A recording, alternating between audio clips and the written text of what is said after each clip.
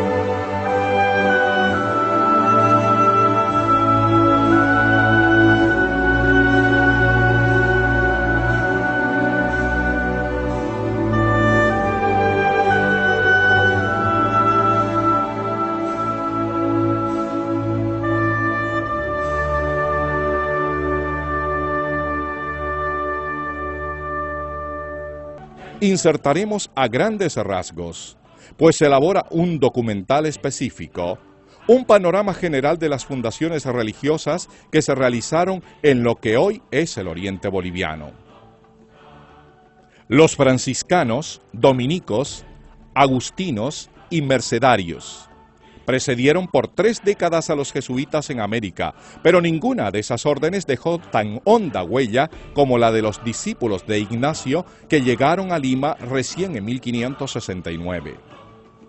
Podemos imaginar el pasmo de los misioneros ante las trazas, costumbres y danzas de los nativos que cuando no los perseguían con sus flechas, los acogían llorando el saludo lloroso, típico de su cultura, o con chicha de maíz con la que se embriagaban. Los sacerdotes que hacían largos recorridos por la selva, sin renovar nunca su vestuario, caminaban en harapos y se alimentaban de mandioca y maíz y algunos frutos o también de gusanos y hormigas. Más difícil es imaginar las dificultades prácticamente insuperables que enfrentaron los jesuitas para traducir la teología de su época a la mentalidad y a los idiomas nativos.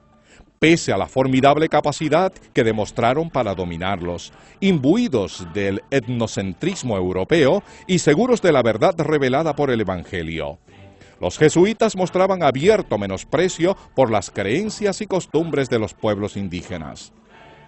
Estaban muy lejos de imaginar, como sugiere hoy día la antropología, que no puede hablarse de culturas atrasadas o adelantadas, sino solamente diferentes, y que el hombre moderno no es el producto final de una civilización, sino miembro de una sociedad distinta a la primitiva, pero conformada también, como la del salvaje, por determinadas estructuras mentales.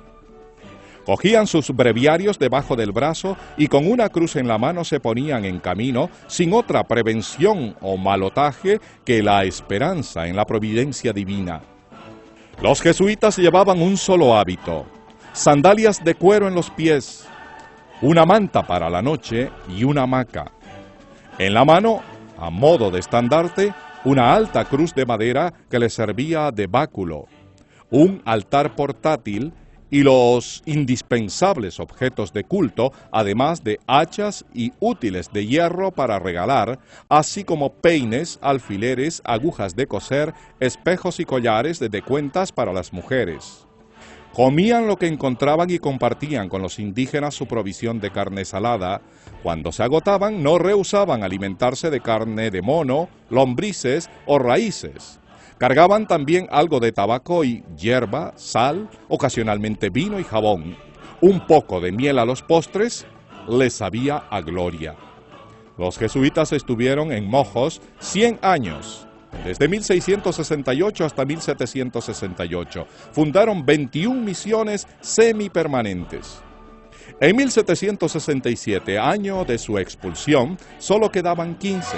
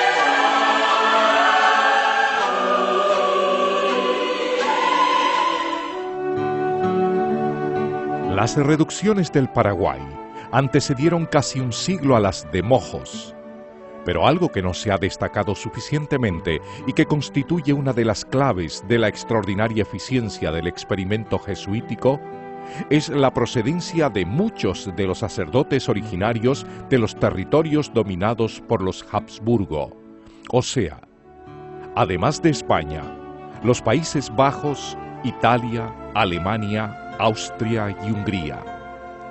Abundaron italianos y alemanes, pero igualmente se contó con húngaros, franceses, flamencos y valones. Fueron numerosas las entradas de los españoles desde Santa Cruz a los llanos de Mojos.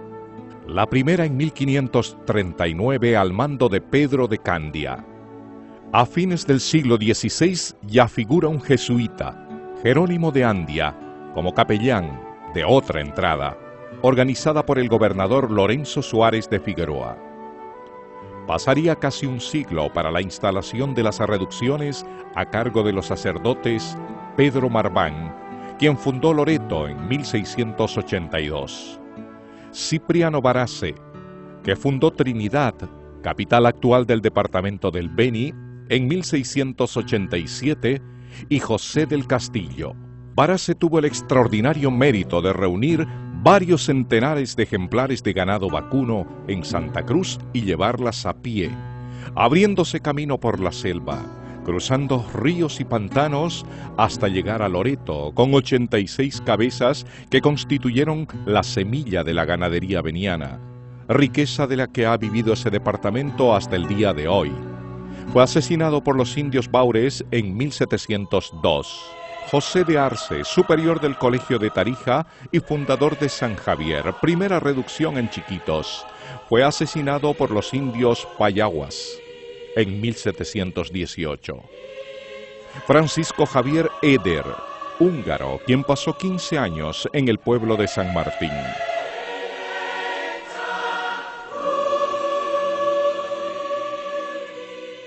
Pero sin lugar a dudas que quedamos seducidos por la fascinante personalidad del padre Martin Schmidt, a quien dedicaremos parte de nuestro trabajo al rendirle un homenaje a su labor.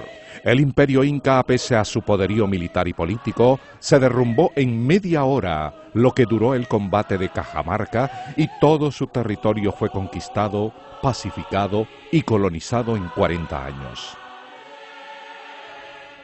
En tanto que al oriente de los Andes, la conquista fue de aproximadamente 3 siglos, iniciada por los españoles y seguida por los cruceños hasta fines del siglo XIX. El infanticidio era una práctica generalizada entre los pueblos de la selva, especialmente cuando se trataba de gemelos o de niñas. El choque más brutal fue biológico, pues los selvícolas cayeron agotados por la gripe, la viruela, la disentería, la pleuresía, la malaria y otras fiebres no especificadas. No existía pena de muerte para ningún delito, siendo los castigos más graves el calabozo y la expulsión o el traslado a otra misión. Entre las penas figuraba la penitencia pública y sobre todo los azotes, hasta 25 en caso de varones y 12 de las mujeres. La vida cotidiana empezaba antes de la salida del sol, con toques de campana llamando a todos a la iglesia, donde los niños recitaban y cantaban oraciones para después pasar a las escuelas y talleres donde transcurría el resto de su jornada, mientras los adultos salían a los campos de cultivo o a los talleres. Los padres jesuitas observaban cuidadosamente los terrenos que servirían para los pueblos, situándolos cerca de los caudales de agua, pero no tanto como para que fueran anegados en colinas donde se recibiera el viento y no hubiese pantanos insalubres.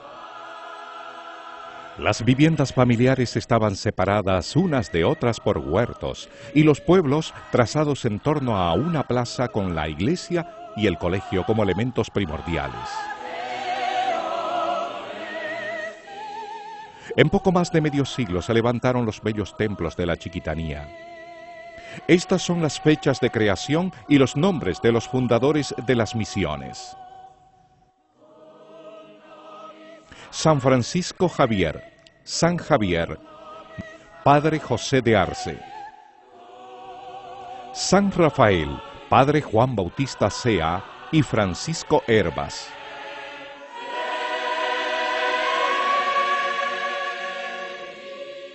San José, 1698, Padre Felipe Suárez. La Inmaculada Concepción, 1709, Padre Lucas Caballero. San Juan Bautista, 1716, Padres Juan Bautista Sea, Patricio Fernández, Pedro Serena y Juan Bautista Sandra. San Miguel Arcángel, 1721, Padre Felipe Suárez. San Ignacio de Samucos, 1724, Padre Juan Bautista Sea. San Ignacio, 1748, Padre Miguel Areijer. San Santiago Apóstol, 1754, Padres Gaspar Troncoso y Gaspar Campos. Santa Ana, 1755, Padre Julián Nogler. Santo Corazón de Jesús, 1760, Padres Antonio Gaspar y José Chueca.